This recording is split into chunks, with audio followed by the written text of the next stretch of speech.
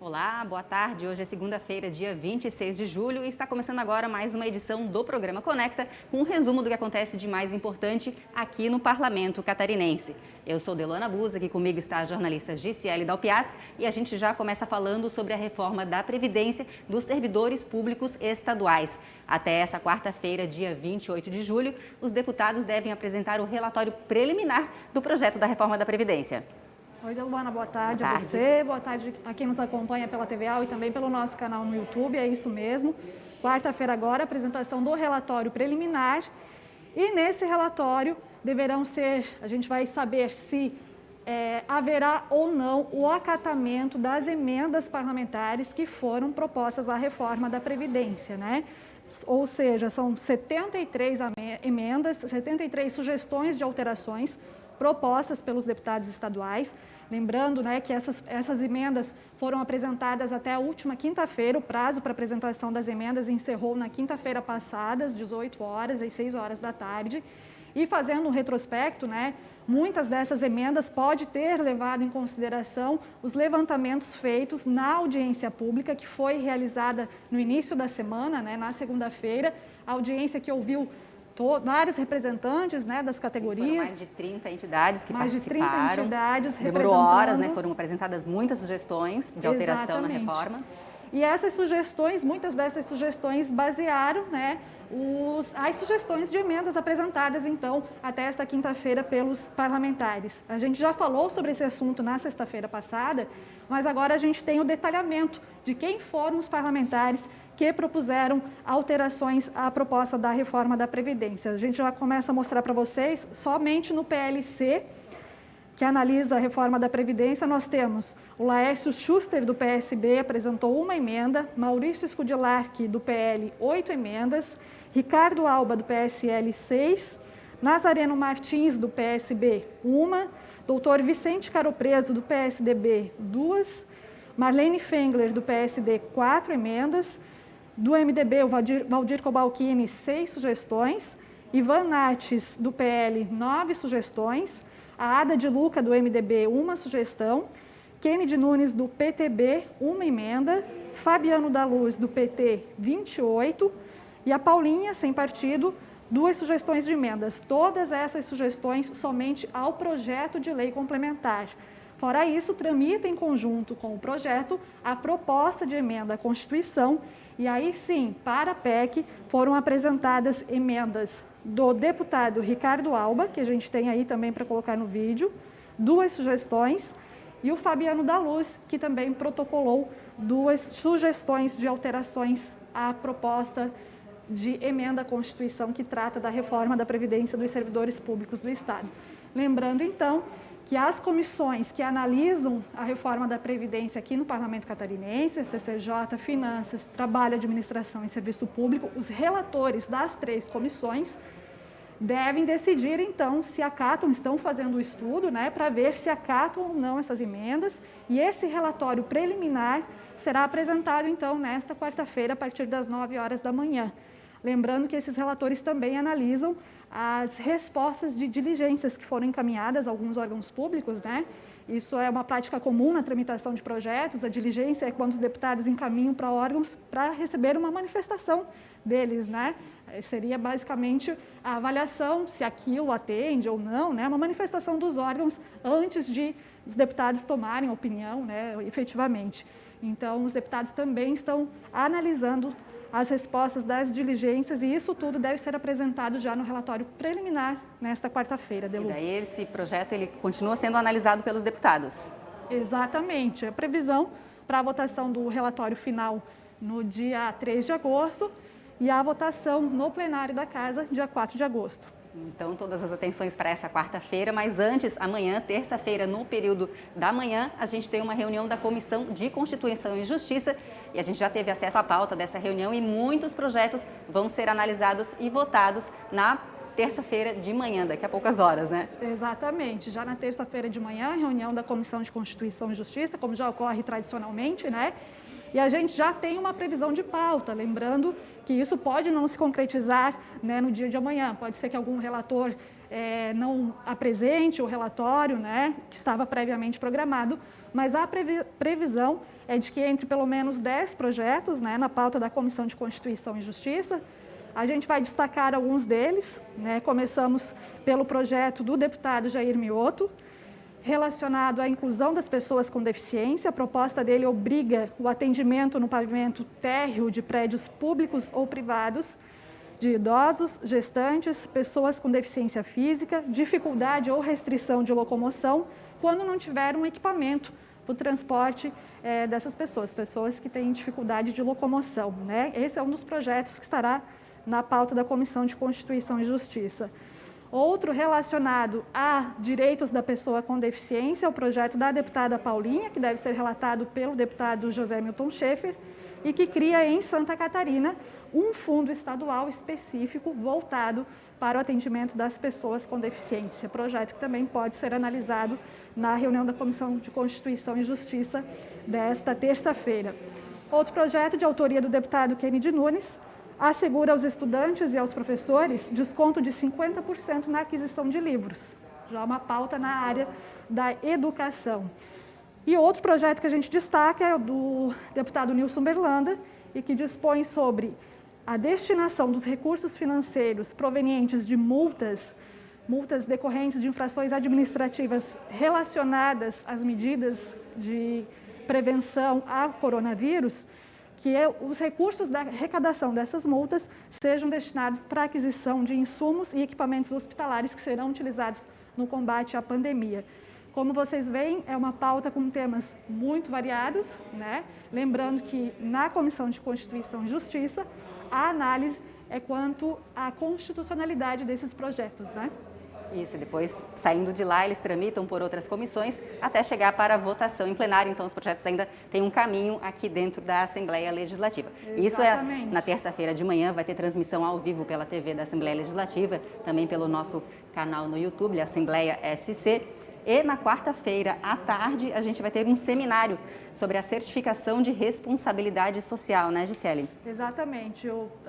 A premiação da responsabilidade social, o troféu e certificação de responsabilidade social, Destaque SC, premiação que já é realizada há bastante tempo aqui pela Assembleia Legislativa, vai realizar, então, esse seminário com orientações às pessoas, às empresas e entidades com fins não econômicos que desejam se inscrever nessa premiação, né? Então, lembrando que as inscrições estão abertas ainda, as inscrições vão até o dia 31 de agosto, e aí a gente separou algumas imagens da premiação, lembrando que isso é premiação realizada anterior, né, num período anterior à pandemia do novo coronavírus, né? No ano passado houve a premiação com a realização de uma cerimônia virtual para entrega, né? Não houve nenhuma aglomeração aqui para entrega, já que são muitas entidades premiadas, né?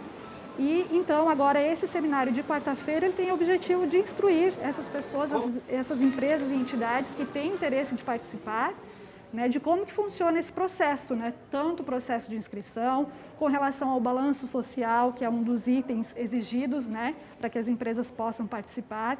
Então, as inscrições estão abertas e as entidades podem participar, então, desse seminário que vai trazer todos os esclarecimentos sobre a premiação, que visa reconhecer, então, as entidades e empresas com fins não econômicos que desenvolvem ações socioambientais nas suas unidades. É uma medida, um reconhecimento do parlamento muito importante até para a geração de valor, né, à atividade da empresa e para servir como um exemplo também para outras entidades, empresas catarinenses, para que também adotem essas políticas, né, essas práticas socioambientais na sua gestão. Ok, Gisele, obrigada. Vamos dar agora aquele passeio pelas nossas redes sociais. Nosso colega Rony Ramos está na redação da Assembleia Legislativa. Rony, está me escutando? O que você tem de novidades para a gente hoje?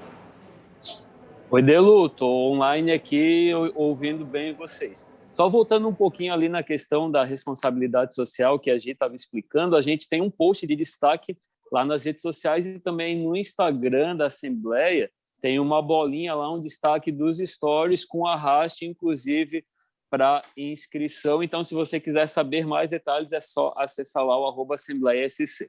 No nosso quadro Deputado na Rede, hoje a gente tem um destaque para o padre Pedro Baldiceira, que é autor de uma lei de 2019 que trata sobre práticas integrativas complementares no Sistema Único de Saúde aqui em Santa Catarina. Quais seriam essas práticas, né?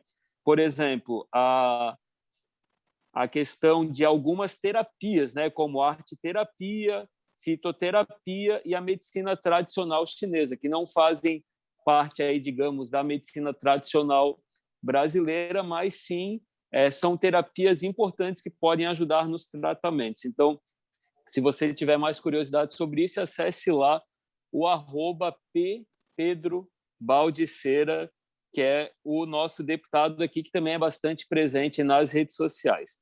No nosso destaque das redes da Assembleia Legislativa, a gente tem até uma matéria da TVA produzida pela Deluana, que trata aí de um projeto de lei que avançou na Assembleia. Ele foi aprovado em plenário, que trata aí do controle de animais, da população de animais domésticos no Estado, também com uma pegada de saúde animal, de doação, também de um cadastro informatizado aí da população animal de Santa Catarina. A gente sabe que é uma causa aí que repercute bastante nas redes sociais.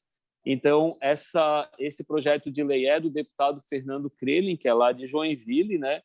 Então, se você tiver mais dúvidas, né, tiver algumas dúvidas, enfim, ou quiser saber mais sobre essa postagem, é só acessar os perfis da Assembleia no Facebook, no Twitter ou no Instagram, o @AssembleiaSC. Curte lá as nossas páginas que você vai receber as notificações e ficar por dentro.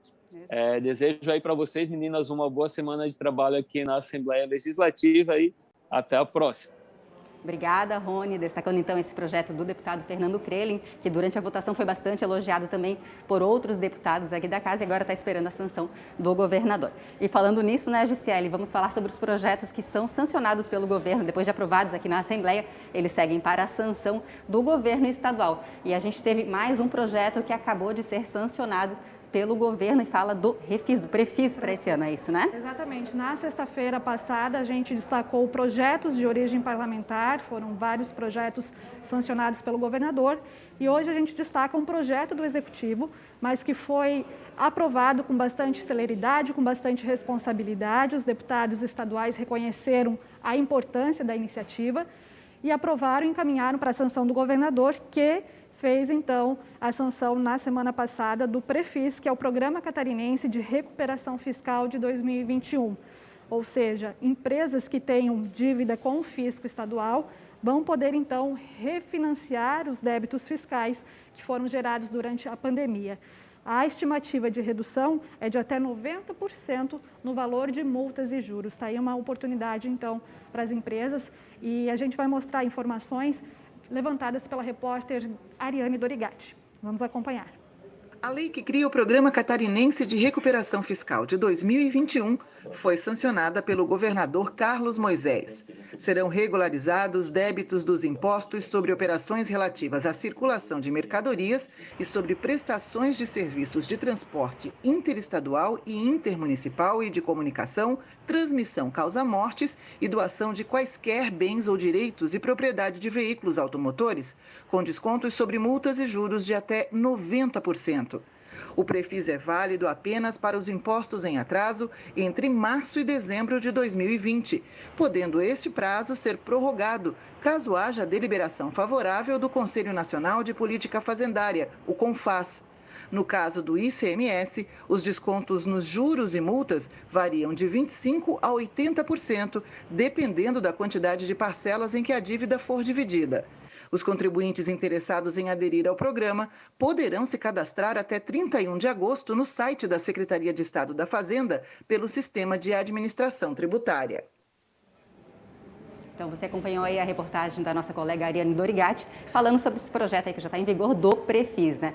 E além de todas as notícias da Assembleia que são divulgadas na TVA e nas redes sociais, a gente também divulga alguns documentários falando sobre a história aqui de Santa Catarina. Desde 2019, o Parlamento investe no programa Cine Catarina, que busca justamente divulgar o que acontece aqui no estado dessa maneira, né, Gi? Exatamente. A TVA com uma programação bastante diversificada e possibilitando, então, aos catarinenses acompanhar também, assistir a documentários sobre a história e cultura de Santa Catarina. Lembrando que a TV da Assembleia Legislativa lançou, então, no ano de 2019, um concurso para veiculação de audiovisuais sobre história e cultura de Santa Catarina, um concurso inédito na história do Parlamento e concurso esse que marcou os 20 anos da emissora do Parlamento catarinense. Então, esse concurso foi dividido em 2 lotes, né? Nós tivemos 44 obras pré-selecionadas e dessas 44, então, no lote 1 foram 10 materiais classificados, né? Que são esses que vocês podem ver nas imagens, né? Documentários sobre história, sobre cultura de Santa Catarina,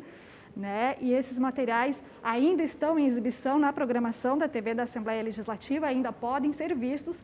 E agora, em breve, na nossa programação, essa novidade, então, que é a veiculação dos documentários vencedores do lote 2. Lote 2 esse, que eram documentários ainda em fase de produção, né? E com entrega prevista para 2020. Então, nós estamos nos preparativos, né, Deluana, para a produção do programa Cine Catarina.